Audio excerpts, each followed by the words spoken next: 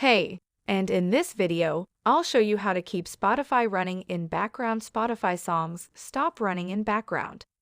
When you minimize the app, just follow these steps and you'll learn how to keep it running.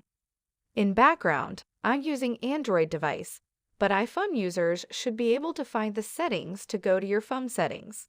Scroll down and go to App section, the iPhone apps added top.